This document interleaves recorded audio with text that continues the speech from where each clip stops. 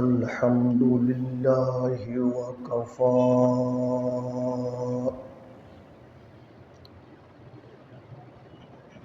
وسلام على عباده الذين اصطفى.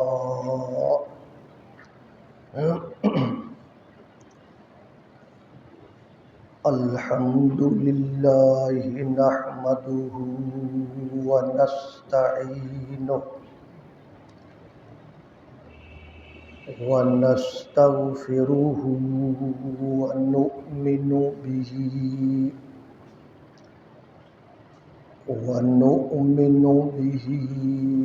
ونتوكل عليه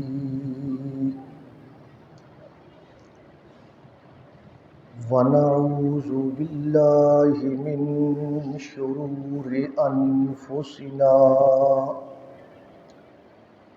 ومن سيئات أعمالنا. من يهده الله فلا مضل له ومن يضلله فلا هادي له.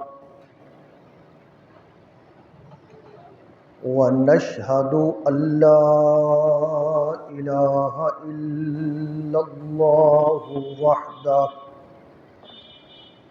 وحده لا شريك له.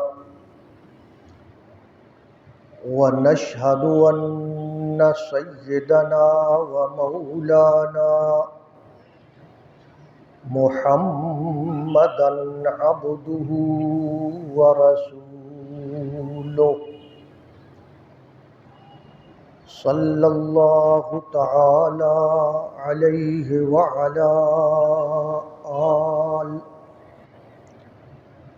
وعلى آله وأصحابه وبارك وسلم تسليما كثيرا. أما بعد فأعوذ بالله من الشيطان الرجيم. بسم الله الرحمن الرحيم.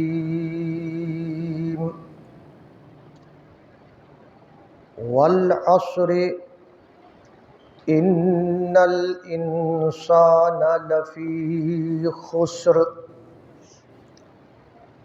إلا الذين آمنوا وعملوا الصالحات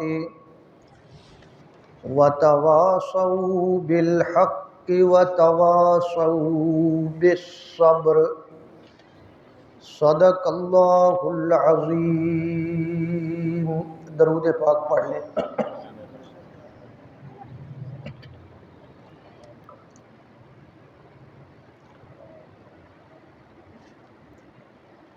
بحمد اللہ بفضل اللہ.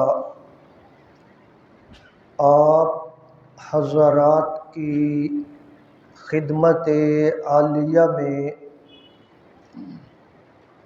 قرآن مجید فرقان حمید کا ترجمہ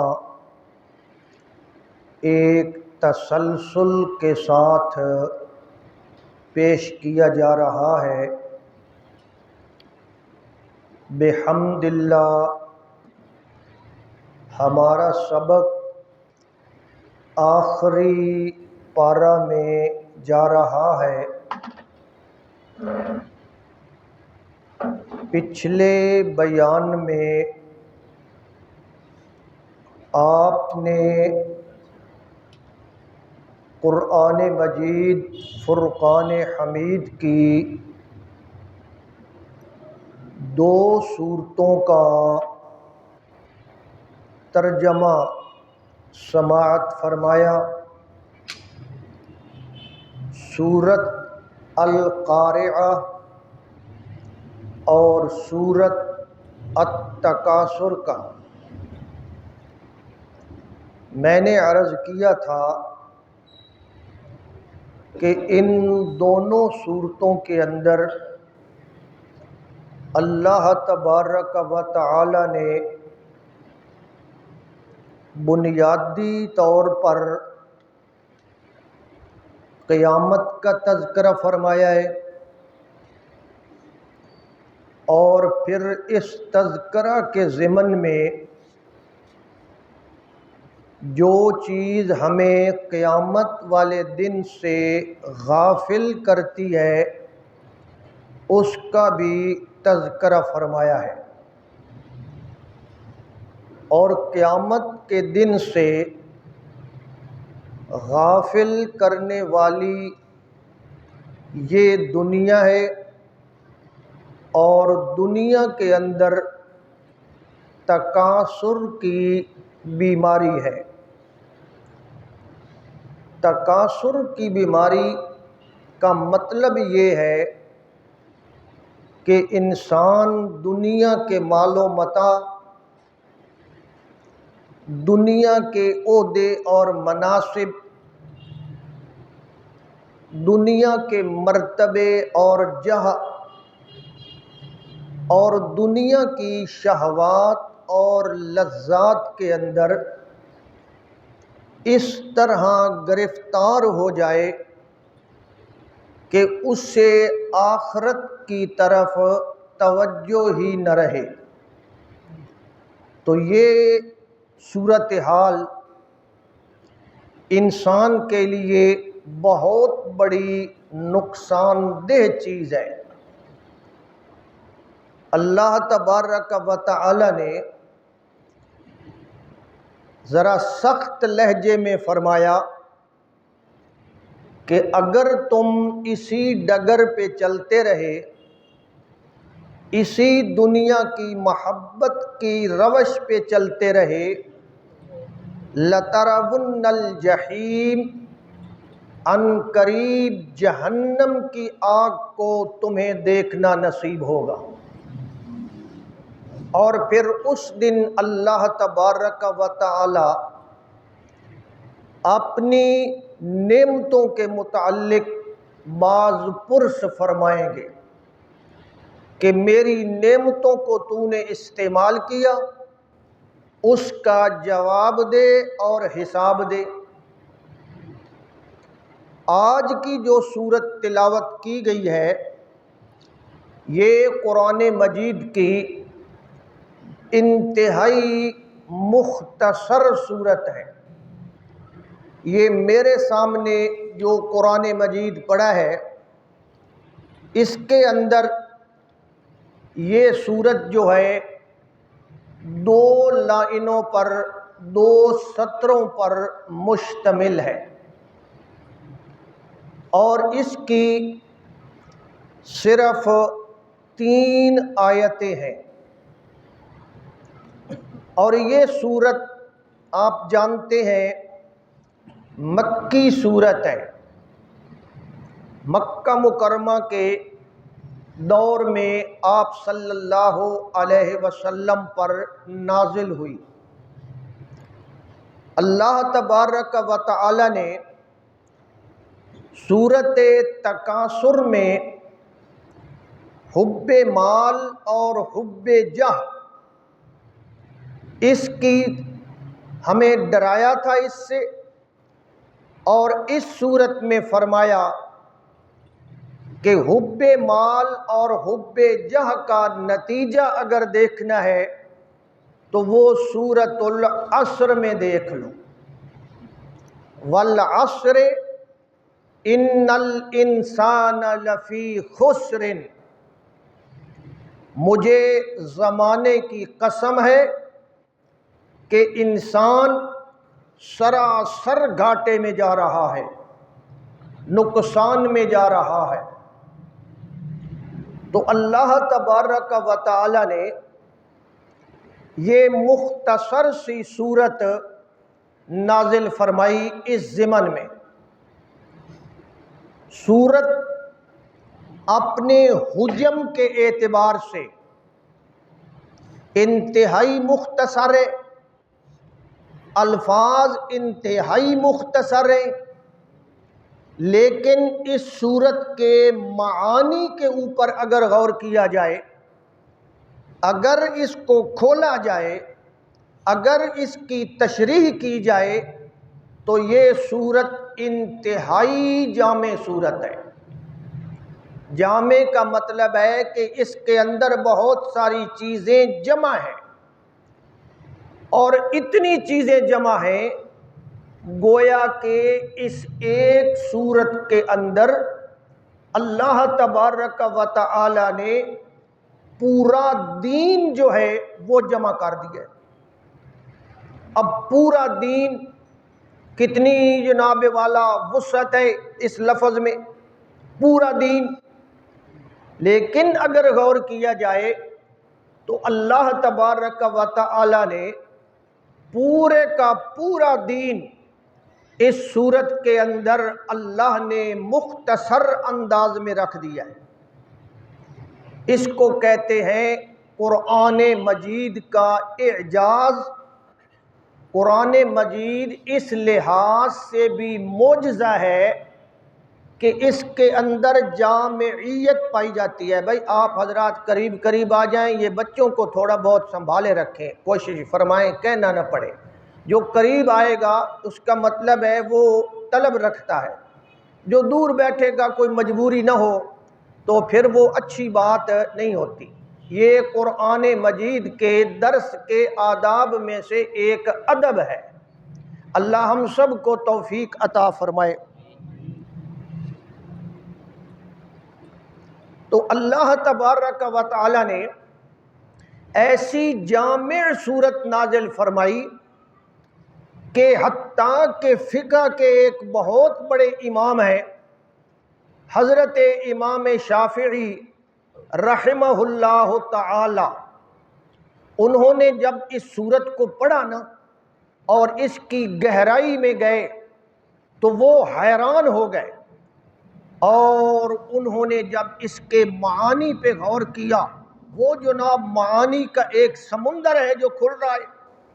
تو حضرت امام شافعی رحمہ اللہ نے ایک جملہ ارشاد فرمایا لو لم ینزل من القرآن، کہ اگر اللہ تبارک و تعالی پورا قرآن نازل نہ کرتا، قرآن نازل نہ کرتا غیر ہذہ السورہ، اس صورت کے علاوہ اللہ قرآن مجید کی کوئی چیز نازل نہ کرتا، فرض کرو تو حضرت امام شافعی فرماتے ہیں اگر یہی ایک صورت اللہ نازل کر دیتا لَكَفَتْهُمْ لِلْہدایہ، تو لوگوں کی ہدایت کے لیے یہی ایک صورت کافی تھی۔ دوسرے لفظوں میں کہنا کیا چاہتے ہیں کہ اس صورت کے اندر گویا کہ اللہ تبارک و تعالی نے پورے دین کو جمع کر دیا ہے۔ اس کو کہتے ہیں جامع۔ جامع کا معنی حضور نے فرمایا نا مجھے جوامع الکلم دیے گئے ہیں، کہ مجھے اللہ نے یہ خوبی بھی عطا فرمائی ہے کہ میں بات تھوڑی کرتا ہوں، اس کی تشریح اور معنی بہت دور تک نکل جاتا ہے۔ یہ قرآن مجید کے اندر بھی خوبی ہے۔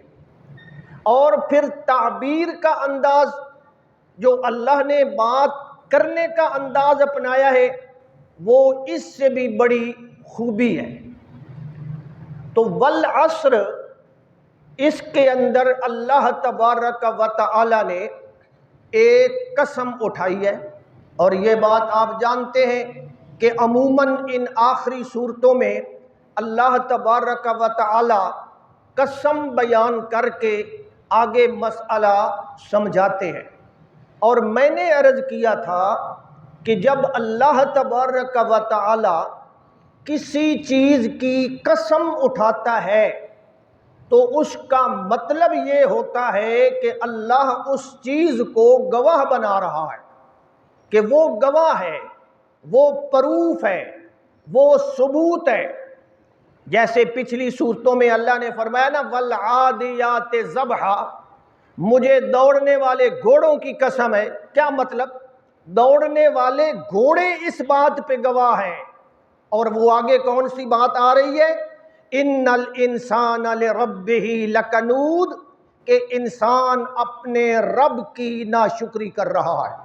اس بات پہ گھوڑے گواہی دے رہے ہیں، اور گھوڑوں نے کوئی زبان سے تو گواہی نہیں دینی، گواہی دو قسم کی ہوتی ہے، ایک اس زبان سے، اس کو کہتے ہیں زبان قال، باتیں کرنے والی زبان، اور ایک اور زبان ہوتی ہے جس کو کہتے ہیں زبان حال۔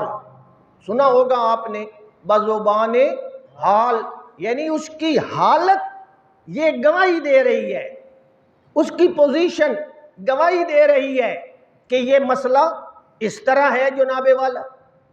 تو اللہ تبارک و تعالی نے قسم اٹھائی، والعصر، مجھے قسم ہے زمانے کی، مجھے قسم ہے زمانے کی۔ اب معنی کیا بنے گا؟ زمانہ اس بات پہ گواہ ہے، یا دوسرا معنی پہلے کر لیتے ہیں جی۔ عصر کا ایک معنی ہے وقت عصر، وقت عصر، یہ نماز عصر کا جو وقت ہوتا ہے، جب سورج جو ہے وہ قریب الغروب ہو جاتا ہے اور وہ سورج غروب ہو رہا ہوتا ہے، اس کے اندر زردی اور جناب اس قسم کی چیز چھا رہی ہوتی ہے، اور وہ سورج ہمیں نظر آتا ہے کہ کمزوری سے کمزوری کی طرف جا رہا ہے، اس وقت کو کیا کہتے ہیں؟ العصر، یعنی عصر کا وقت۔ اور اس وقت جو نماز پڑھی جاتی ہے اس نماز کا نام بھی کیا ہے؟ نماز عصر، یعنی عصر کی نماز۔ تو یہ خاص وقت ہے، اس کے بارے میں اللہ تبارک و تعالی فرماتے ہیں والعصر، کہ عصر کے وقت کی مجھے قسم ہے۔ عصر کا وقت اس بات پہ گواہ ہے کہ انسان گھاٹے اور نقصان میں جا رہا۔ ہر انسان جو کاروبار کرتا ہے، جو تجارت کرتا ہے، جو روزانہ کے حساب پہ محنت کرتا ہے، وہ اپنے کاروبار کا حساب تقریباً کس وقت کرتا ہے جی؟ عصر کے وقت۔ سارا دن گزر گیا، اب وہ جناب دن ختم ہونے والا ہے، وہ اپنے نفع نقصان کا حساب کرتا ہے کہ میں نے نفع پایا یا نقصان پایا، مجھے کیا ملا کیا نہیں ملا۔ تو اس لحاظ سے عصر کا جو وقت ہے یہ انتہائی مصروفیت کا وقت ہوتا ہے، حتیٰ کہ بعض اوقات انہی چکروں میں یہ کر لوں وہ کر لوں، نماز عصر میں کیا ہو جاتی ہے؟ دیر ہو جاتی ہے۔ بعض اوقات نماز عصر رہ جاتی ہے کہ انسان اپنی دکان تجارت کی سمیٹنے میں لگا ہوا ہے، جناب یہ کرو وہ کرو، اب مغرب ہونے والی ہے۔ آج کل تو یہ ہے نا، روشنیوں کا نظام ہے، پرانے زمانے میں تو یہ نظام ہوتا نہیں تھا، چراغ جلانا ہے، دیا جلانا ہے، جو کام بھی کرنا ہے وہ جناب روشنی کے اندر کر لو۔ تو اس وقت وہ انسان جو ہے وہ ایسی کیفیت میں ہوتا ہے، اور عام طور پہ انسان اپنی نماز کی طرف دھیان نہیں کرتا۔ اور یہ نماز عصر جو ہے یہ انتہائی اہم نماز ہے، ساری نمازیں اہم ہیں، لیکن اللہ تبارک و تعالی نے خاص طور پہ نبی پاک صلی اللہ علیہ وسلم نے اس نماز کی تاکید فرمائی ہے۔ کیوں تاکید فرمائی ہے جی؟ کہ اس نماز کے وقت میں انسان کو اور بہت سارے رپھڑ اور مصیبتیں ہوتی ہیں، اور بڑی ٹینشنیں ہوتی ہیں، کہیں ان ٹینشنوں کی وجہ سے، ان تفکرات کی وجہ سے یہ نماز ضائع۔ اسی لیے قرآن میں فرمایا حافظوا علی الصلوات، تمام نمازوں کی محافظت کرو، اور آگے کیا فرمایا؟ والصلاۃ الوسطیٰ، اور عصر کی نماز کی خاص طور پہ حفاظت کرو، یعنی اس کی خاص طور پہ حفاظت کرو ورنہ تو وہ رہ جائے گی۔ پھر نبی پاک صلی اللہ علیہ وسلم نے ارشاد فرمایا من فاتتہ صلاۃ العصر، کہ یہ عصر کی نماز اتنی اہم ہے کہ جس بندے کی یہ نماز رہ جائے، اب حضور کی حدیث ہے، اس کا کتنا نقصان ہوا؟ حضور فرماتے ہیں اس کا نقصان اس بات سے سمجھ لو کہ انما وہ تیرا اہلہ و مالہ، گویا کہ اس کے سارے رشتہ دار، اس کا سارا مال و متاع، وہ سارے کا سارا اس سے چھن گئے۔ اب ایک آدمی کے سارے رشتہ دار ون ٹو آل چھن جائیں، قتل ہو جائیں، شہید ہو جائیں، اس سے وہ اکیلا رہ جائے، سارا کاروبار چھن جائے، دکان، تجارت، گھر، مکان، سب کچھ اکیلا رہ جائے تو کتنا بڑا نقصان ہے۔ فرمایا کہ انما وہ تیرا اہلہ و مالہ، جیسے کہ اس کے جناب رشتہ دار اور گھر والے اور وہ سارے کے سارے وہ اس سے چھن گئے۔ نبی پاک صلی اللہ علیہ وسلم کی ایک دفعہ یہ عصر کی نماز قضا ہو گئی جب آپ غزوہ خندق کے موقع پر تھے، اور آپ جانتے ہیں خندق کے موقع پہ جناب دشمن سامنے ہے، صحابہ کرام ادھر ہیں، دشمن کبھی ادھر سے جناب کوشش کرتا ہے، کبھی ادھر سے، صحابہ ادھر بھاگتے ہیں، ہر جگہ اپنا چوکیوں پہ پہرا دے رہے ہیں۔ اسی لیے آپ جائیں نا، اللہ آپ کو مدینہ منورہ لے جائے تو آپ جب جنگ خندق کے مقام پر جائیں گے نا تو جبل صلا ایک پہاڑ ہے، اس کے ساتھ یہ مقام ہے، وہاں آپ کو 5 مسجدیں اکٹھی نظر آئیں گی۔ 7 مسجدیں تھیں پہلے، کہتے ہیں 7 تھیں، بہرحال 5 نظر آئیں گی، نزدیک نزدیک ہے، ایک مسجد یہاں ہے، دوسری وہاں کھڑی ہے، تیسری وہاں، اور وہ کہتے ہیں جی یہ نبی پاک صلی اللہ علیہ وسلم کی مسجد ہے، یہ حضرت ابو بکر کی ہے، یہ حضرت علی کی ہے، یہ فلاں کی ہے۔ تو یہ 7 مسجدیں کیوں بنائی گئی ہیں؟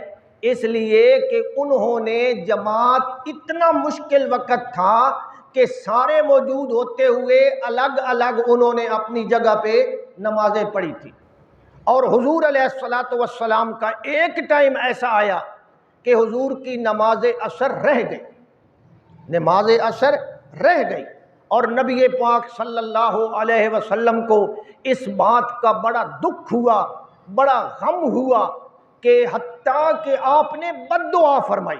اب حضور بد دعا کریں تو اس سے بڑی بدبختی کوئی ہو سکتی ہے جی؟ حضور نے فرمایا ملأ اللہ بیوتہم وقبورہم نارا، اللہ ان لوگوں کے گھروں کو اور ان کی قبروں کو آگ کے انگاروں سے بھر دے۔ شغلونا عن صلاۃ الوسطیٰ، ان کی وجہ سے ہماری نماز قضا ہو گئی ہے۔ تو نماز قضا ہو جائے، ارمان لگنا چاہیے یا نہیں لگنا چاہیے؟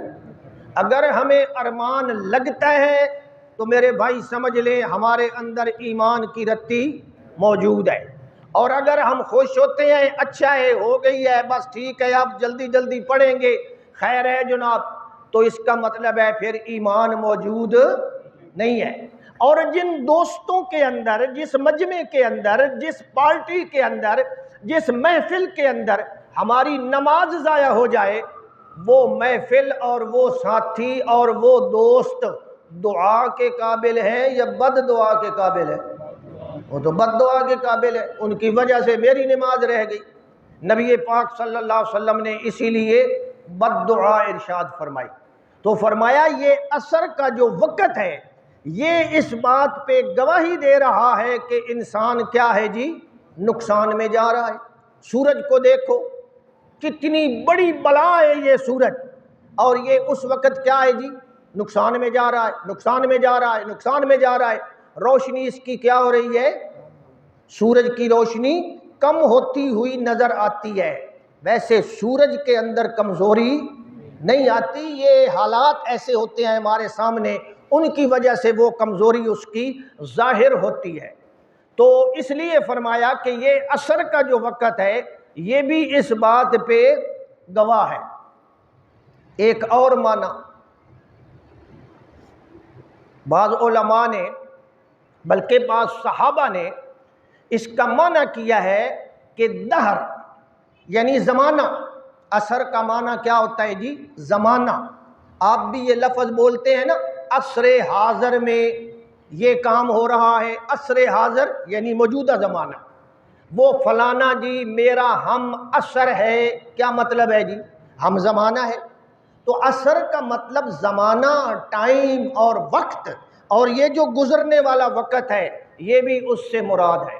تو ہمارا جو وقت گزر رہا ہے، اللہ نے جو ہمیں زندگی عطا فرمائی ہے وہ بھی کیا ہے جی؟ زندگی کس کی چیز کا نام ہے؟ ایک وقت کا ہی نام ہے نا، وقت ہے، یعنی کہ میں یہ اب وقت لگا رہا ہوں تو کیا لگا رہا ہوں؟ زندگی لگا رہا ہوں، میری زندگی لگ رہی ہے، تو زندگی وقت ہی کا نام ہے، اس چیز کا نام ہے۔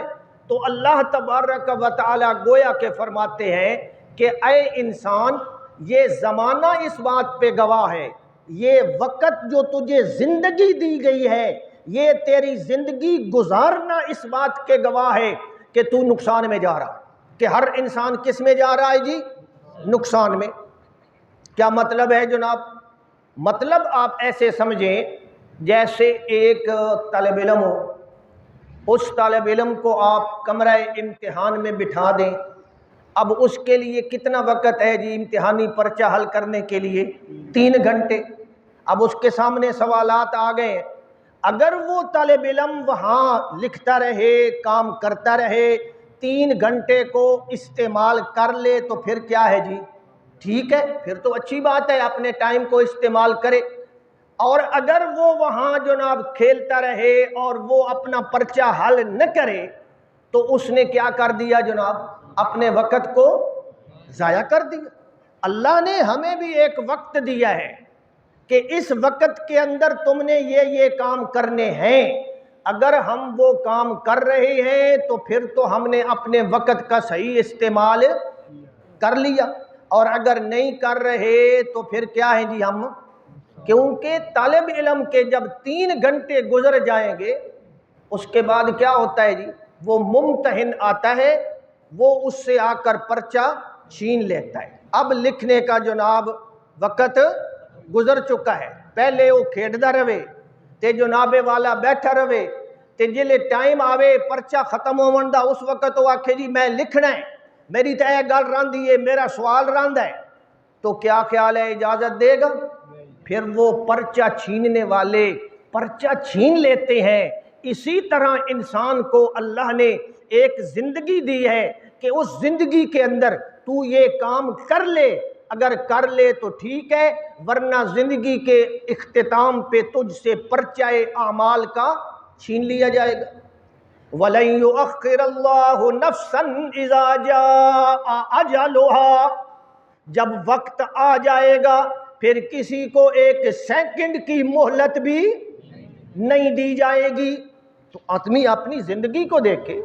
ایک بزرگ بڑی عجیب بات فرماتے ہیں، وہ فرماتے ہیں مجھے سورت عصر کا معنی خلش ہوتی ہے ذہن میں، مجھے یہ سمجھ نہیں آ رہا تھا، میں سوچتا پھرتا تھا کہ یہ کیا ہے جی، کیسے سوچوں، سوچ کے ایک دن میں بازار میں گیا تو ایک بچہ برف بیچ رہا تھا۔ یہ جو برف آج ہم بناتے ہیں یہ پہلے زمانے میں بھی ہوتی تھی، لوگ اس برف کو بناتے تھے اور برف کا یوز کرتے تھے، یہ نہیں کہ آج ہم نے برف بنانا سیکھی ہے، پانی بھی ٹھنڈا کرتے تھے اور برف بھی ہوتی تھی۔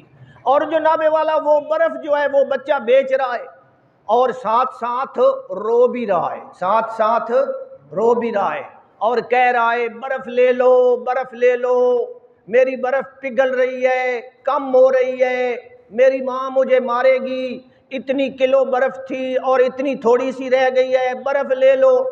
تو وہ بزرگ فرماتے ہیں جب اس نے کہا نا میری برف پگھل رہی ہے اور پگھلتے پگھلتے کیا ہو جائے گی؟ ختم ہو جائے گی، اس کو استعمال کر لو، لے لو مجھ سے۔ تو وہ بزرگ فرماتے ہیں مجھے سورت عصر کا معنی سمجھ آ گیا کہ اللہ نے جو ہمیں زندگی دی ہے یہ روز بروز کیا ہو رہی ہے؟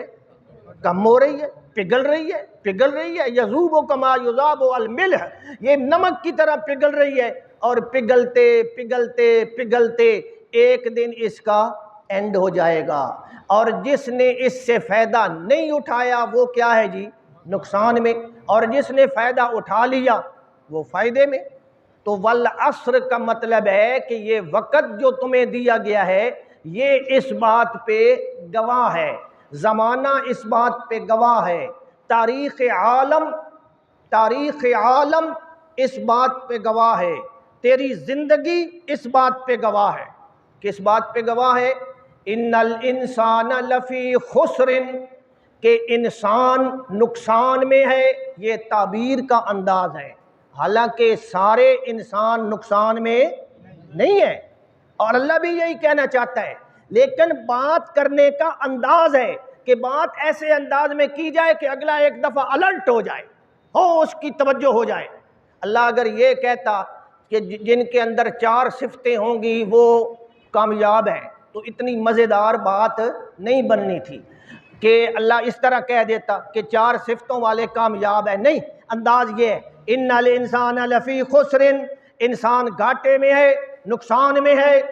سب کو لے لیا، سارے انسانوں کو، سب کو، سارے انسان گھاٹے میں ہے۔ آگے استثناء کیا الا الذین آمنوا، ہاں جن کے اندر یہ صفت ہے وہ بچے۔ تو اب اس چیز کی ایک اہمیت پیدا ہو گئی۔ یہ نفسیات کا اصول ہے کہ اگلے کو بات سمجھائیں تو پہلے اس کو کیا کریں؟ متوجہ، پہلے اس کو ایموشنل کریں، جذبات میں لے آئیں تاکہ وہ سمجھے یہ کیا بات ہے۔ نبی پاک صلی اللہ علیہ وسلم بھی یہی استعمال کرتے تھے، اکثر صحابہ سے پوچھتے تھے بتاؤ بھائی آپ کو پتہ ہے، حالانکہ صحابہ کو نہیں پتا، حضور کو بھی پتہ ہے، حضور بتانا چاہتے ہیں۔ صحابہ سے پوچھتے تجھے اس بات کا پتہ ہے؟ وہ کہتا ہے یا رسول اللہ مجھے تو نہیں پتا، لیکن وہ دماغ میں گھومتا اس کے، یہ ایک سوال بڑا اہم ہے۔ پھر آپ بیان کرتے تو وہ چیز کیا ہوتی ہے جناب؟ یاد بھی رہتی ہے۔ تو یہ چیز کو یاد رکھنے کا ایک اصول ہے، متنبہ کرنے کا ایک اصول ہے، اور سب سے پہلے ضروری ہے کہ جس کو ہم بات کر رہے ہیں اس کی توجہ ہم حاصل کریں، اس کی توجہ ہم حاصل کریں، اور جب حاصل کریں تو پھر اس کو بات بتائیں، انشاءاللہ تعالیٰ وہ سمجھے گا۔ فرمایا انسان سارے گھاٹے میں ہیں، نقصان میں ہیں۔ اچھا ہم ڈر گئے، بھائی سارے گھاٹے میں ہیں؟ سارے؟ ہاں جی سارے۔ آگے اللہ نے استثناء کیا، ہاں مگر وہ لوگ گھاٹے میں نہیں ہیں جن کے اندر یہ 4 باتیں پائی جائیں، وہ گھاٹے سے بچ گئے جن کے اندر یہ 4 باتیں۔ اب مقصد کیا بنا کہ جن لوگوں کے اندر یہ 4 صفتیں پائی جائیں وہ گھاٹے سے بچ گئے، اور باقی سارے سمجھو گھاٹے میں ہیں۔ یہ ہیں نجات کے اصول اربع، اصول اربع، 4 بنیادی نکتے، 4 بنیادی باتیں جو اللہ نے قرآن میں بیان کی ہے، اور کس مقصد کے لیے کی ہیں جی؟ نجات کے لیے، کہ اگر نجات حاصل کرنی ہے تو ان 4 باتوں کو اپناؤ، ان 4 باتوں پہ لازماً عمل کرو۔ یعنی کامیابی کے 4 نمبر کہہ لیں، نکتے کہہ لیں، 4 باتیں کہہ لیں۔ یہ کس کے بیان کردہ ہیں جی؟ اللہ کے قرآن کے۔ فرمایا پہلی بات الا الذین آمنوا، پہلی بات کہ وہ جو لوگ کامیاب ہیں ان کے اندر کون سی صفت ہونی چاہیے؟ فرمایا آمنو، وہ ایمان لانے والے ہونے چاہیے، ایمان لانے والے، ان کا ایمان درست ہونا چاہیے۔ اب جناب والا سمجھ آ گئی کہ جو آدمی ایمان والا ہوگا، ایمان والا ہوگا وہ کیا ہوگا جی؟ کامیاب۔ اور جس کا ایمان ہی نہیں وہ کامیاب ہو سکتا ہے جی؟ وہ کبھی کامیاب نہیں ہو سکتا۔ اب یہاں اللہ ذرا غور فرمائیں، قرآن مجید میں اکثر جناب اللہ تبارک و تعالی نے جہاں ایمان کا ذکر کیا ہے نا، ساتھ ان چیزوں کا بھی ذکر کیا ہے۔ وَلَٰكِنَّ الْبِرَّ مَنْ آمَنَ، نیکی یہ ہے من آمنا، جو ایمان لائے، باللہ اللہ پر، والیوم الآخر اور آخرت پر۔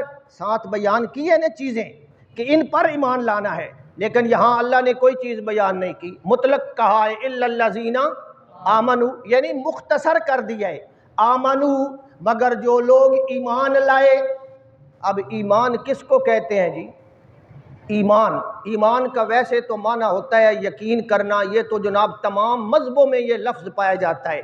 عیسائی بھی کہتا ہے میں ایمان لاتا ہوں، یہودی بھی کہتا ہے میں ایمان لایا، یعنی میں نے دل کی گہرائی سے اس بات پہ یقین کامل کر لیا، اس کو کیا بولتے ہیں؟ ایمان۔ لیکن اصل جو اصولی ایمان اسلام نے جو پیش کیا ہے اس کا کیا مطلب ہے؟ اس کا مطلب ہے کہ ہر اس چیز کو ماننا جمیع ما جاء بہ النبی صلی اللہ علیہ وسلم، نبی پاک صلی اللہ علیہ وسلم جو کچھ لائے ہیں سب کچھ کو ماننے کا نام کیا ہے؟ اب حضور کیا کیا لائے ہیں وہ تو لمبی تشریح ہے، قرآن ہے، حدیث ہے، احکام ہیں، اعمال ہیں، اخلاق ہیں، معاملات ہیں، جو کچھ بھی لائے ہیں ان کو دل و جان سے ماننے کا نام کیا ہے جی؟ ایمان۔ فرمایا الا الذین آمنوا، مگر جو لوگ ایمان لائے۔ ایمان کا لفظ مطلق بولا ہے، یہ نہیں کہا کہ اللہ پر ایمان لائے، حضور پر ایمان لائے، نہ، یہ مطلق بولا ہے۔ اور مطلق جب بولا جائے تو اس کے مراد کیا ہوتا ہے جی؟ فرد کامل۔ المطلق اذا یطلق یراد بہ الفرد الکامل، اس سے جناب کیا مراد ہوتی ہے؟ فرد کامل۔ تو اللہ نے ایمان کا لفظ بول کر ہمیں یہ اشارہ دے دیا کہ جتنی بھی ماننے والی چیزیں ہیں ان سب کو ماننا ضروری ہے، کوئی چیز باقی نہیں رہ گئی، جتنی بھی ماننے والی چیزیں ہیں۔ اللہ پر ایمان لائے، بعض اوقات قرآن مجید میں آتا ہے، یہ مجھے بھی ایک دفعہ نا شبہ پڑ گیا تھا، پھر میں قرآن مجید کھولتا رہا، ڈھونڈتا رہا۔ اللہ کئی جگہ کے کہتا ہے ایمان عام ہے، وہ ایمان لاتے ہیں اللہ پر اور آخرت پر، بس نبی پاک کا ذکر ہی کوئی نہیں، کوئی بات ہی نہیں، ایمان لاتے ہیں اللہ پر اور آخرت پر۔ تو یہ کیا مطلب ہے جی؟ نہیں میرے بھائی، یہ تو اللہ نے مبدا اور معاد بیان کیا ہے، دونوں کنارے بیان کیے ہیں، ایک طرف اللہ اور ایک طرف آخرت، وہ مبدا ہے اور یہ معاد ہے۔ لیکن جب یہ کہیں تو ساری چیزوں پہ ایمان خود بخود آ جاتا ہے نہ۔ اگر ہم کہیں کہ اللہ پر ایمان لایا میں، ایمان تو کیا مطلب ہے جی؟ اللہ پر جب ایمان لائے گا تو رسول پر ایمان نہیں لائے گا؟ لائے گا۔ جب رسول پر ایمان لائے گا تو رسول کی باتوں پہ ایمان نہیں لائے گا؟ لائے گا۔ تو یہ ایمان کے اندر وہ ساری چیزیں آ گئی۔ نبی پاک صلی اللہ علیہ وسلم نے فرمایا الایمان بضع و سبعون شعبۃ، ایمان کی 70 سے زیادہ شاخیں ہیں۔ ایمان کی ٹہنیاں، جس طرح یہ ہے نا درخت، اس کی شاخیں ہیں، او بڑی بڑی، ادھر جا رہی ہے ادھر جا رہی ہے، اسی طرح ایمان کی بھی شاخیں ہیں۔ اور حضور نے فرمایا 70 سے زیادہ شاخیں ہیں، اور پھر فرمایا فَأَفْضَلُهُ قَوْلُ لَا إِلَٰهَ إِلَّا اللَّهُ، اور ان ساری شاخوں کی بڑی شاخ، اس کا تنا وہ کیا ہے؟ لا الہ۔ تو سارے دین کا جو بنیادی ستون ہے وہ کیا ہے جی؟ لا الہ الا اللہ کے اندر پورا سارے کا سارا دین موجود ہے۔ ہاں اس کی آگے تشریح کریں تو علماء، جیسے کہ حدیث میں آتا ہے یا علماء کرام نے بیان فرمایا، ان 70-72 چیزوں کو ہم نے مختصر کیا، موٹی موٹی چیزیں ہم نے چنی۔ کتنی چیزیں چنی جی؟ موٹی موٹی، وڈیاں وڈیاں چنیاں، بھئی چلو اے ذہن تے آ جاویں۔ حضرت جبریل علیہ السلام نبی پاک صلی اللہ علیہ وسلم کی خدمت میں آئے اور پوچھا یا رسول اللہ مل ایمان، ایمان کیا ہے؟ حضور نے فرمایا الایمان ان تؤمن باللہ وملائکتہ وکتبہ ورسلہ والیوم الآخر والقدر خیرہ وشرہ من اللہ تعالی والبعث بعد الموت۔ حضور نے یہ 7 چیزیں گنی، فرمایا اے موٹیاں موٹیاں 7 چیزاں نے، انہاں دے اوتے ایمان لیاون دا نام کیا ہے؟ ایمان۔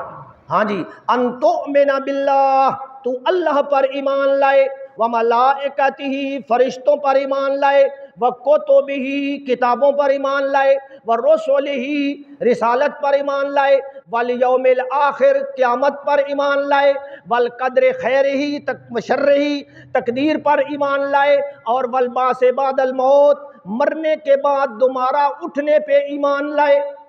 یہ 7 بنیادی چیزیں ہیں، اور ایک ایک چیز کے اندر آگے ہزاروں چیزیں ہیں، ہزاروں چیزیں۔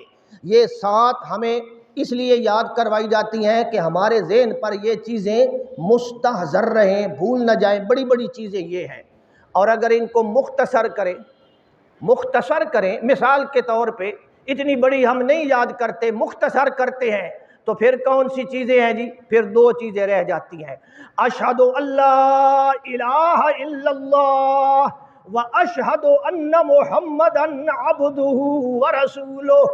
کتنی چیزیں رہ گئی؟ توحید اور رسالت۔ اور اگر توحید اور رسالت کو اور مختصر کریں کہ نہیں جی اور مختصر کرو تو پھر کیا چیز رہ جاتی ہے؟ فَأَفْضَلُهَا قَوْلُ لَا الَٰهَ۔ تو کیا خیال ہے جب بندہ لا الہ الا اللہ کہتا ہے تو اس میں حضور کا ذکر نہیں ہے؟ اس کو کھولیں تو آ جائے گا۔ جیسے 5000 والے نوٹ میں 100 والے نہیں ہیں جی، 50 والے نہیں ہیں، 5000 والے میں وہ نظر تو نہیں آتے میرا بھائی، جا کر اس کو چینج کروائے گا نا، اس کا صرف لے گا تو تب وہ سامنے آ جائیں گے۔ اسی طرح فرمایا لا الہ الا اللہ کے اندر پورا دین ہے، جب اس کو جناب کھولو گے تو سارے کا سارا دین تمہارے سامنے آ جائے۔ تو ایمان کا مطلب ہے سب کو ماننا، سب چیزیں جو ماننے والی ہیں ان کو ماننا، سب کو ماننا۔ یہاں ایک لطیفہ ہے مجھے یاد آ گیا، مولوی صاحب تھے مسجد میں امامت خطابت کرواتے تھے، ان کی شادی نہیں ہوئی تھی۔ مقتدیوں نے کہا کہ مولوی صاحب شادی کر لیں، ہم آپ کی شادی کرواتے ہیں۔ مولوی صاحب نے کچھ رضامندی کا اظہار کیا، مولانا صاحب کی شادی ہو گئی۔ انہوں نے مکان بھی محلے میں لے کر دے دیا، بس ٹھیک ہے مولوی صاحب، تنخواہ تھوڑی سی بڑھا دی، بس ٹھیک ہے جناب۔ اب مولوی صاحب جناب شادی ہو گئی، جب بھی گھر سے نکلتے ہیں نا تو ان کی بیوی انہیں ایک چٹ تھما دیتی ہے کہ مولوی صاحب اے سودا لئی ہویا ہے۔ مولوی صاحب نے نہیں پہلے پتا تھا کہ بھا وکدی پئی ہے، روٹی جی کسے دے گھروں آ وینی ہے، 7 دن ایک آدمی نے روٹی دیونی ہے، 7 دن میں اس طرح سنیا ہے کہ نا مسیح ہے 7 دیہڑے روٹی دیندے رہو، اور جیڑا بھی بیچارہ دے گا اچھی روٹی دے گا نا، اچھی روٹی۔ تو مولوی صاحب نو کہ پتہ ہے کہ بھائی بازار کیڑی شہد آ۔ مولوی صاحب کو تو اس بات کی بڑی ٹینشن ہوئی کہ یہ روزانہ کہتی ہے سودے لے کر آنا، سودے لے کر آنا، اور اتنا میرا خرچہ ہو رہا ہے۔ اب مولوی صاحب کو روٹی کہاں سے کھانی پڑ گئی؟ گھر سے۔ اب جناب آٹا بھی وہ منگواتی ہے، نمک منگواتی ہے، مرچیں منگواتی ہے، فلاں چیز منگواتی ہے۔ مولوی صاحب ایک دن تنگ آ گئے اور فرمانے لگے کہ یہ کیا مصیبت ہے، جب سے تو آئی ہے تو نے میرا ناک میں دم کر رکھا ہے، مولوی صاحب یہ چیز لے آؤ، یہ چیز لے آؤ، یہ چیز لے آؤ۔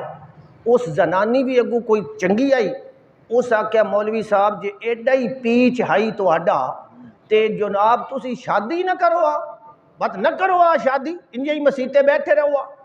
او مولوی صاحب نو جناب اس آکھیا بس شادی نہ کرو آ۔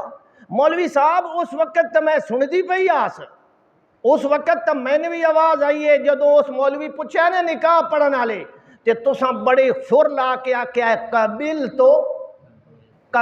تو مولوی صاحب اس وقت تے بڑے خوش ہو کے قبل تو آدھے پہ آؤ تے ہن ڈر گئے ہو، اب تم کیا کرتے ہو؟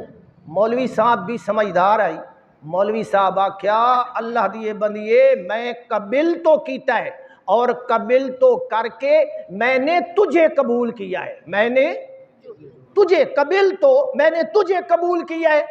میں نے یہ جناب چینی اور پتی اور یہ جناب نمک ان چیزوں کو قبول نہیں کیا، میں نے تو تجھے قبول کیا تھا۔ وہ زنانی سمجھدار آئی، اس آکھیا مولوی صاحب جدو میں نے قبول کیتا ہی تے میرے قبول دے وچ اے سارے قبول آٹومیٹکلی آ گئے، جدو میں نے قبول کر لیا ہی تے بس اے سارے سودے گویا کتے ہیں، یعنی بنیادی چیز کو۔ تو یہ ایک مثال بنی ہوئی ہے۔ میرا مقصد یہ ہے کہ جب ہم نے اللہ کو مان لیا تو اللہ کو ماننے سے پھر پیچھے کوئی چیز رہ گئی؟ اسی لیے جب ایمان مختصر کیا جاتا ہے نا، ایمان مجمل، جسے مجمل کا مطلب ہے مختصر، تو ایمان مجمل کیا ہے؟ آمنت باللہ، میں اللہ پر ایمان لایا، بس ساری چیزیں اس کے اندر آ گئی۔ تو پہلی چیز ہے ایمان لانا، یہ ایک نمبر ہے۔ دوسری چیز وَعَمِلُوا الصَّالِحَاتِ، وہ اچھے اعمال بھی کرتے ہیں، اچھے اعمال بھی کرتے ہیں۔ ایمان لانے کے بعد بنیادی چیز ایمان ہے، لیکن ایمان لانے کے بعد وہ اچھے اعمال بھی کرتے ہیں۔ یہ اعمال کرنا بھی ان کے لیے ضروری ہے، اعمال بھی کریں، اعمال بھی کرنے چاہیے۔ تو اچھے اعمال، اللہ نے یہ نہیں کہا کہ اعمال کرتے ہیں، اعمال کرتے ہیں۔ قرآن مجید کے اندر دیکھ لیں، اللہ ساتھ شرط لگاتا ہے وَعَمِلُوا الصَّالِحَاتِ، نیک اعمال کرتے ہیں۔ یہ تو اللہ نہیں کہتا کہ اعمال کرتے ہیں اعمال کرتے ہیں، نہیں، نیک اعمال۔ اب نیک اعمال کیا ہوتے ہیں جی؟ اللہ نے یہ نہیں کہا ہمیں کہ اعمال کرتے ہیں، نہیں، اللہ نے فرمایا نیک اعمال کرتے ہیں۔ نیک اعمال کا کیا مطلب ہے؟ نیک اعمال ان اعمال کو کہتے ہیں جن کے اندر ایمان کی روح موجود ہو۔ جس کے اندر ایمان کی، اگر ایمان، اعمال کے اندر ایمان کی روح موجود نہ ہو تو پھر وہ عمل نیک ہے، وہ اللہ کے ہاں قبول ہے؟ کوئی قبول نہیں ہے۔ مشرکین مکہ نے کعبۃ اللہ تعمیر کیا تھا، کم ویکھن وچ تک یہ لگتا ہے بڑا چنگا ہے، لیکن حقیقت میں کیا ہے جی؟ اجعلتم سقایۃ الحاج وعمارۃ المسجد الحرام کمن آمن باللہ والیوم الآخر وجاہد فی سبیل اللہ لا یستوون عند اللہ۔ اتنا بڑا انہوں نے کام کیا کہ اللہ کے کعبے کو حلال کے پیسے سے تعمیر کیا، اور اللہ قرآن میں فرماتے ہیں کسی کام کا نہیں، ردی ہے تمہارا یہ عمل، کوئی پرواہ نہیں، ہم نے ردی کی ٹوکری میں پھینک دیا۔ کیوں؟ عمل تو تم نے بڑا ظاہری طور پہ اچھا کیا، لیکن اس کے اندر ایمان والی روح موجود، جب ایمان والی روح نہیں تو وہ عمل کیا ہے؟ اسی لیے اللہ نے مثال دی ہے، اعمالہم جن کا ایمان نہیں ہے، اللہ ان کے اعمال کی مثال دیتا ہے، اعمالہم ان کے اعمال کرمادن، رماد، رماد دا معنی ہے سوا، رماد دا معنی سوا، یہ راکھ جو ہم آگ جلاتے ہیں تو بچتی ہے، اللہ فرماتے ہیں ان کے اعمال راکھ کی مانند ہیں، ان کے اعمال راکھ کی مانند ہیں۔ ایک جگہ فرمایا اعمالہم کسراب، ان کے اعمال سراب کی مانند ہیں۔ اب سراب کو آپ جانتے ہو؟ سراب کو نہیں جانتے؟ سراب جنگل کے اندر، جنگل نہیں ریگستان کے اندر اگر آدمی ہو تو دور اس کو چمکتی ہوئی ریت نظر آتی ہے، وہ ریت کو کیا سمجھتا ہے؟ پانی۔ تے خاص طور تے اگر اس بندے نے تسا لگے ہوئے تے تسے نال مردہ پہ ہوئے تے وقت انہوں جی پانی دیا خواباں دیا پہیاں، اس نے کیا سمجھنا ہے؟ وہ پانی ہے، اور جب وہ وہاں جائے گا چلتا چلتا جائے گا تو آگے کچھ نہیں۔ اللہ نے فرمایا یہ اعمالہم کسراب، جن لوگوں کا ایمان نہیں ہے ان کے اعمال اسی طرح ہے جس طرح سراب ہوتا ہے، دھوکہ ہوتا ہے، سمجھتے ہیں ہم نے بہت کچھ کام کر لیا ہے، کل قیامت والے دن جائیں گے تو آگے۔ تو اعمال کون سے اللہ کو مطلوب ہیں جی؟ جن کے اندر ایمان والی روح ہوگی، اور صرف ایمان والی روح نہیں، اور بھی دو شرطیں ہیں تب وہ اعمال صالحہ بنیں گے۔ دوسری شرط سنت کے مطابق ہوں گی، سنت نبوی کے۔ اللہ کو ہماری نمازوں کی ضرورت نہیں ہے، نہ ہم نماز پڑھے، اللہ کو کیا ضرورت ہے؟ اللہ نے تو چیک کرنا ہے کہ میں نے جو ان کو ماڈل اور نمونہ دیا ہے محمد الرسول اللہ صلی اللہ علیہ وسلم کی شکل میں، اسوہ حسنہ دیا ہے، اللہ نے صرف یہ چیک کرنا ہے کہ ان کے اعمال اس اسوہ حسنہ کے ساتھ میل کھاتے ہیں یا نہیں کھاتے۔ اگر اس کے ساتھ ملتے ہیں تو قبول ہے، اس سے ملتے ہیں تو قبول ہے، ورنہ قبول نہیں ہے۔ نہ ورنہ آپ زیادہ اعمال کر لیں وہ قبول، آپ مغرب کی جناب 4 رکعتیں پڑھیں قبول ہوں گی، حالانکہ ہم نے زیادہ پڑھی ہے، محنت زیادہ کی ہے، ذکر زیادہ، نہیں قبول۔ کیوں؟ کہ اس اسوہ حسنہ کے ساتھ اس کی مشابہت نہیں ہے۔ تو اصل چیز ہے اسوہ حسنہ کی مطابقت، اگر وہ مطابقت ہے تو وہ عمل اللہ کے ہاں قبول ہے، اور اگر مطابقت نہیں ہے تو وہ عمل کیا ہے جی؟ مردود ہے۔ یہ بھی شرط ہے، اور اخلاص، اور جناب یہ بھی شرط ہے کہ نیت بھی کیا ہو۔ اگر نیت لوگوں کو دکھانے کی یا زمانے کی یا پیسہ بٹورنے کی یا اس قسم کی ہو تو پھر اس عمل کا اللہ کے ہاں کوئی فائدہ۔ بہرحال پہلے ایمان اور بعد میں کیا ہے جی؟ وَعَمِلُوا الصَّالِحَاتِ، وہ اچھے اعمال کرتے ہیں۔ یہ 2 باتیں ہو گئیں۔ آگے تیسری بات، وَتَوَاصَوْا بِالْحَقِّ، وَتَوَاصَوْا بِالْحَقِّ، اور وہ ایک دوسرے کو آپس میں ایک دوسرے کو حق کی نصیحت کرتے ہیں۔ کیا مطلب حق کی نصیحت؟ یعنی یأمرون بالمعروف وینہون عن المنکر، اچھے کاموں کا حکم دیتے ہیں، برے کاموں سے روکتے ہیں، یہ کام بھی وہ کریں۔ اگر یہ کام روک دیا جائے، اچھے اعمال میں کر رہا ہوں، ایمان بھی میرا ہے، نیک بھی ہوں، اور یہ کام روک دیا جائے امر بالمعروف اور نہی عن المنکر، کیا خیال ہے اسلام پھیلے گا؟ نہیں پھیلے گا۔ یہ تو بنیاد ہے جناب اسلام کو پھیلانے کی، کہ ہم نے آگے دوسروں کو نیکی کا حکم دینا ہے اور برائی سے منع کرنا ہے۔ اس کو کہتے ہیں قرآن کی اصطلاح میں امر بالمعروف اور نہی عن المنکر۔ اور امر بالمعروف ہے نیکی کا حکم کرنا، یہ آسان ہے، یہ کیا ہے؟ آسان ہے۔ اور نہی عن المنکر کیا ہے جی؟ ذرا مشکل ہے۔ کسی بندے نہ کہ آکو اے غلط پہ کرے نہ اے نہ کر، انہوں کاوڑ چڑھ سی یا نہ چڑھ سی؟ توڑے کسی مولوی نے بھی آکو نا، میں نے بھی آکو مولوی صاحب تے ایک باری بندے نو کاوڑ بھئی یارے میں نے غلط آدھا پہ ہے، تو کسی برائی سے روکنا، غلط کام سے روکنا، اس میں تھوڑے سے اس کے جذبات جو ہوتے ہیں نا وہ ابھرتے ہیں۔ تو اس لیے امر بالمعروف کرنا بھی نیکی ہے، توجہ کرے، امر بالمعروف کرنا بھی اچھی بات ہے، لیکن نہی عن المنکر کرنا اس سے بھی بڑی اچھی بات ہے، اس سے بھی بڑی اچھی بات ہے۔ ایک دوسرے کی غلطی کو درست کرنے کی کوشش کرنا کہ بھائی جان یہ آپ غلط کر رہے ہیں، ایسا نہ کرو۔ پھر آگے اس کے درجے ہیں، حضور نے فرمایا من رآ منکم منکرا فلیغیرہ بیدہ، سب سے پہلے طاقت استعمال کرو، اس کو روکو۔ نہ میرا بچہ اگر غلط چل رہا ہے تو میری طاقت چلتی ہے یا نہیں چلتی؟ بیوی میری غلط چل رہی ہے، طاقت چلتی ہے یا نہیں چلتی؟ چلتی ہے، چلاؤ۔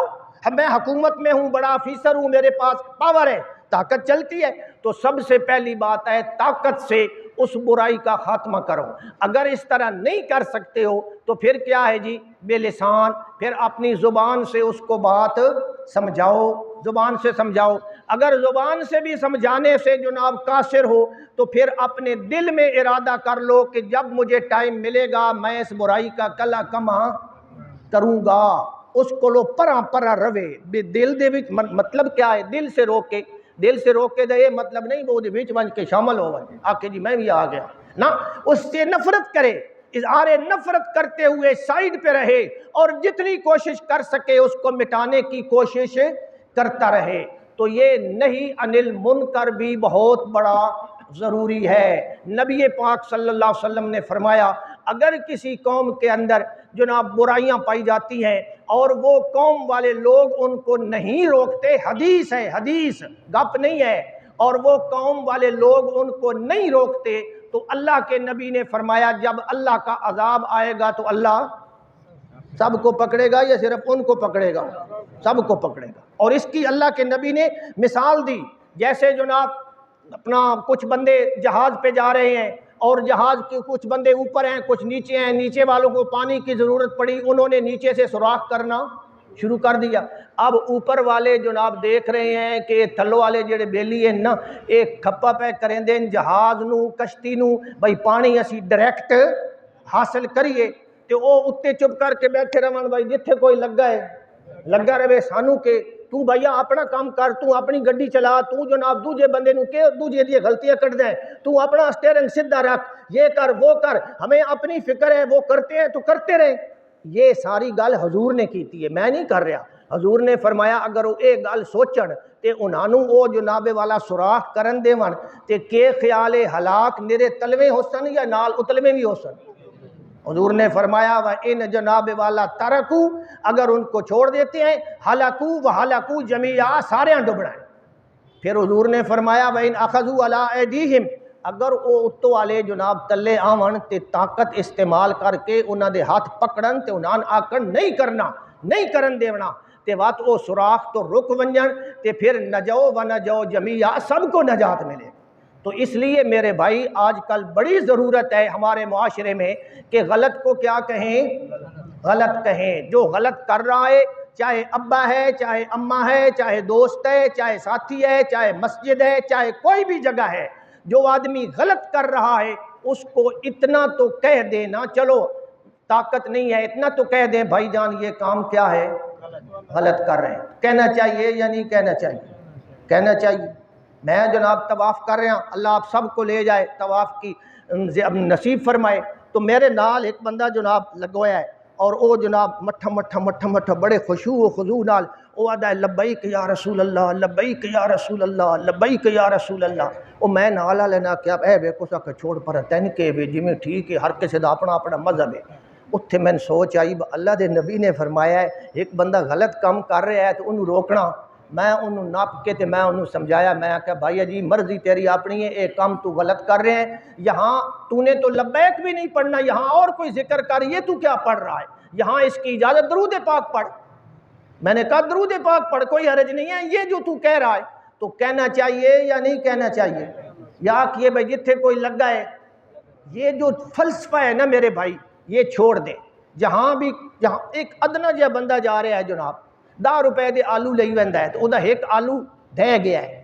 کیا میں پیچھے میں مولوی ہاں اور میں پیچھے کھلو کے انہوں بلیساں کہ نہ بلیساں؟ او بھائیا آلو ڈھائی وینا ہے، اے چال ہے چاہ کے بھی دیساں. جب اس کے ایک آلو کا نقصان نہ میرا وہ جانوں نہ رشتہ دار نہ کوئی دوست میں برداشت نہیں کرتا، تو یہ جو لوگ غلط عقیدہ لے کر غلط اعمال کر کے جہنم میں جا رہے ہیں ان کو بچانے کی ذمہ داری ہماری نہیں ہے؟ سمجھانا ہماری ذمہ داری ہے. تو جب ہم یہ کام کریں گے نا جناب لوگوں کو برائی سے روکیں گے اور نیکی کا حکم دیں گے. اور یہ تو آپ نے واقعہ سنا ہے، تاریخی واقعہ ہے، اسرائیلی روایات میں سے ہے کہ ایک بستی کو اللہ نے تباہ کرنے کا سارا واقعہ ذہن میں آ گیا ہے نا. اور وہ بندہ تھا، بزرگ تھا. اس روایت میں آتا ہے کہ طرفۃ عین، وہ بندہ اتنا نیک تے اتنا بزرگ تے اتنا متقی کہ اس نے اک جھپکن دے پرکارے اک جھپکن دی دیر میں اتنی بھی اس نے گناہ کا کام نہیں کی. اتنا نیک تھا، اتنا نیک. فرشتے آئے بستی کو ہلاک کرنے کے لیے، انہوں نے دیکھا اتنے تو بڑے بزرگ راندے، بزرگ بیٹھے ہو ان جناب تے جناب ذکر کر رہے ہیں اور بہت بڑی نیک ہستی ہے جناب والا، ان کا ڈیرہ ہے. فرشتوں نے اللہ سے پوچھا یا اللہ تو نے حکم تو ہمیں دیا ہے اور یہ تو بزرگ اس بستی میں ہے، ہمیں اس کے بارے میں بتا. اللہ نے فرمایا پہلے اس بزرگ دا رگڑا کڈو تے بعد وچ انہاں ساریاں دا. اب وہ روایت میں لفظ ہے لم یتمعر وجہہ کہ میریاں نافرمانیاں ہوندیاں رہیاں، شرک تے کفر ہوندے رہن، بدعات ہوندیاں رہیاں، نمازاں لوگ کا چھوڑی رکھیاں، ہر برا کام ہوندا رہا ہے. اس جنے دے متھے تے وٹ بھی ایسا کیا جتھے کوئی لگا ہے ہر کسی دا اپنا اپنا مذہب ہے. سانو کیا کسے دے مذہب نو چھیڑو نہیں تے اپنا مذہب.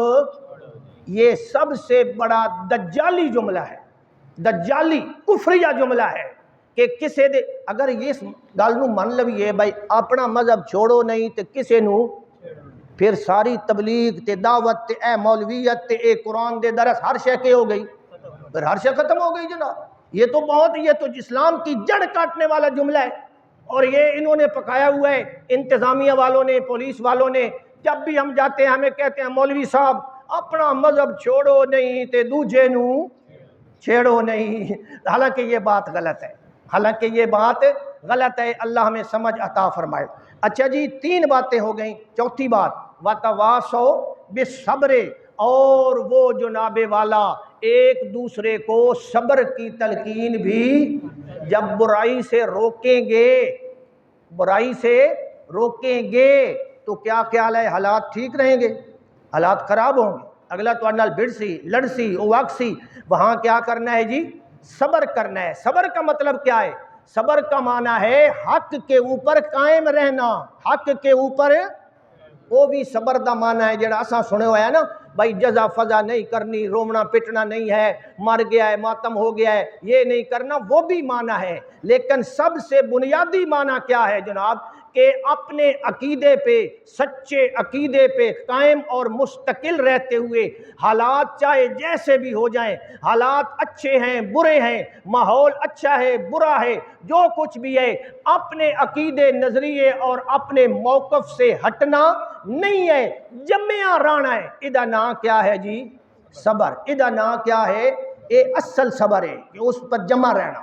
اور وہ دوسری بات ہے کہ جزا فضا نہیں کرنا، صبر کرنا ہے، وہ بھی بات ہے، اس کا بھی اجر و ثواب ہے، لیکن اصل معنی کیا ہے؟ ہم نے اس اصل کو چھوڑ دیا اور اس کو لے لیا، حالانکہ اس کی بھی ہم خلاف ورزی کر رہے ہیں۔ تو یہ جزا فضا کرنا، مصیبت کے وقت اس قسم کی باتیں کرنا، یہ کیا ہے جی؟ بے صبری۔ یہ کیا ہے جی؟ بے صبری۔ نبی پاک صلی اللہ علیہ وسلم کا بیٹا آپ کی آنکھوں کے سامنے فوت ہوا، اور نبی پاک صلی اللہ علیہ وسلم نے جناب آنسو آ گئے، صحابہ نے پوچھا فوراً، صحابہ پوچھا ہے کہ نہیں پوچھا؟ تسی بھی مولوی کو لو پوچھا کرو بھائی، بار بار میں آ کے تھک گیا، بھائی کوئی مولوی ہوئے اس کو لو پوچھا کرو۔ صحابہ نے فوراً حضور کو لو پوچھا، یا رسول اللہ سننا دیو صبر کرو تے آپ انسو پہ بہن دیو؟ پوچھا یا نہیں پوچھا؟ تے حضور کوئی مائنڈ کر گئے؟ یا اگر آج دا مولوی مائنڈ کرے وہ کوئی حضور نہ لو وڈا ہے؟ حضور نے فرمایا اللہ دیا بندیاؤ، اس چیز تو میں منع نہیں کیتا، انہا رحمتن، یہ تو رحمت کے آنسو ہیں، ان پر کوئی پابندی نہیں ہے۔ پابندی تو اس بات پہ ہے کہ آدمی وویلا نہ کرے، سینہ کو بھی نہ کرے، اور اس قسم کی حرکتیں نہ کرے، اس پر شریعت نے کوئی پابندی نہیں لگائی۔ وین کرن تے نوہے پڑھن تے اس دے اتے پابندی لائی۔ تو وہ صبر بھی ہمیں کرنا چاہیے کہ نہیں کرنا چاہیے؟ میں کتاب پڑھ رہا تھا اپنا اہل تشیع کی، تو اس کتاب کے اندر وہ جو قرآن مجید کی آیت ہے نا، یا ایھا النبی اذا جاءک المؤمنات یباینک علی اللہ یشرکن، حضور نے عورتوں سے بیعت لی اور 6 شرطیں بیان کی کہ یہ 6 شرطیں ہیں، ان میں سے آخری شرط ہے ولا یعصینک فی معروف، کہ میرے پیغمبر ان عورتوں کو چاہیے کہ آپ کے کسی حکم کی نافرمانی نہ کریں۔ جدوں حضور نے اے گل بیان کی تھی نا، تے جیڑی ہندہ عورت آئی نا، ہندہ جس کو ہند بھی کہتے ہیں، ہندہ، اس نے نبی پاک صلی اللہ علیہ وسلم کو لو کہ کیتا سوال، اور کتاب کی دیدہ ذکر کر رہے ہیں جی اہل تشیع کی۔ تو اس عورت نے کہا یا رسول اللہ اس گل دی تھوڑی جی تشریح کرو، اس گل دی تھوڑی جی تشریح کرو، سمجھ نہیں آئی کہ ہم آپ کی کسی بات کی بھی نافرمانی نہیں کریں گے، تشریح کرو۔ اب نبی پاک صلی اللہ علیہ وسلم نے تشریح کی اور اس کی مثال دیتے ہوئے بیان فرمایا۔ کیا فرمایا؟ حضور نے فرمایا ایدی تشریح تساں عورتاں واسطے میں ایک مثال دینا کہ تہاڈے وچوں کوئی عورت لا یلتمنا لا یتلتمنا، اپنے جناب چہرے کو نہ نوچے، لا یلتمنا خدن، اپنے چہرے پر تمانچے نہ مارے، ولا جناب والا تخمشن وجہن، اپنے چہرے کو ایسے چھیلے نہیں ہے، اور ولا تضربن صدرن، اپنے سینے کی سینہ کو بھی نہ کرے، اور فرمایا ولا یدعین ویلن، اور ویل اور نوحے اور اوپر سے اس قسم کی باتیں نہ کرے، اور پھر حضور نے فرمایا ولا یسودن ثوبن، تے اپنے کپڑے بھی کالے نہ کرے۔ یہ حضور کا فرمان ہے اور کتاب ان کی ہے۔ تو یہ صبر کرنا بھی کیا ہے جی؟ ضروری ہے یا نہیں ہے؟ تو صبر دیے 3 معنی، صبر دے کتنے معنی؟ 3۔ نیکی کے اوپر صبر کرنا، ادھر کے معنی ہے؟ جمع رانا۔ نمبر 2، گناہ دے کولو صبر کرنا، ادھر کیا معنی ہے جی؟ گناہ دے کولو صبر کرنا، کیا معنی ہے؟ یعنی گناہ دے نیڑے نہیں بہنا۔